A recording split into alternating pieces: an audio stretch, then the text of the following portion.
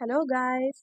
Welcome back to my channel. तो guys आज हम लोग डिस्कस करेंगे एक बहुत ही इम्पोर्टेंट केस जो कि है आपका शाह बानो केस। इसका बैकग्राउंड, लीगल इश्यूज क्या थे, कोर्ट के डिसीजंस क्या निकल के आए, जो मेन मेन पॉइंट्स है हम सिर्फ वही डिस्कस करेंगे क्योंकि आपके एग्जाम्स के लिए वही पूछा जाता है। तो आइए शुरू करते हैं। अगर हम लोग बैकग्राउंड से बात करें तो शाह बानो एक मुस्लिम महिला थी जिनका विवाह मोहम्मद अहमद खान नामक वकील से हुआ था। शादी को लगभग 40 साल हो चुके थे और उनके 5 बच्चे थे।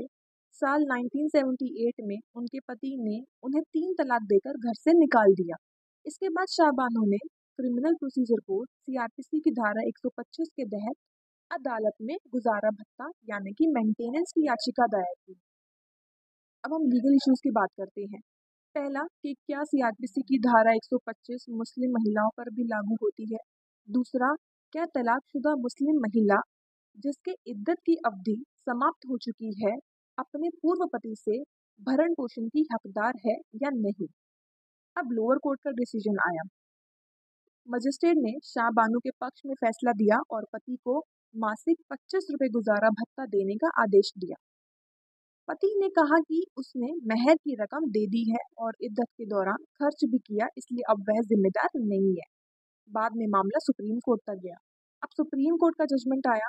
साल 1985 में सुप्रीम कोर्ट ने कहा सीआरपीसी की धारा 125 जो है वो सभी धर्मों की महिलाओं पर समान रूप से लागू होती है, यानी यह एक यूनिफॉर्म प्रोविजन है।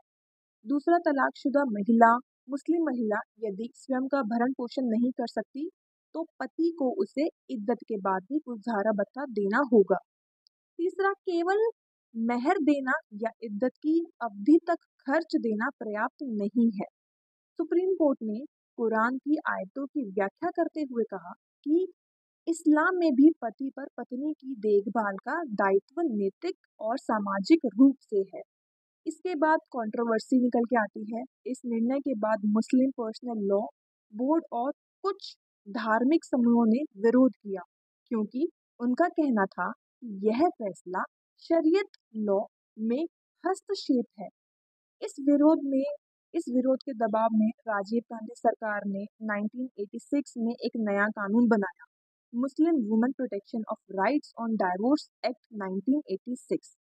इस कानून के तहत तलाकशुदा मुस्लिम महिला का भरण पोषण केवल इद्दत अवधि तक ही पति द्वारा किया जाएगा।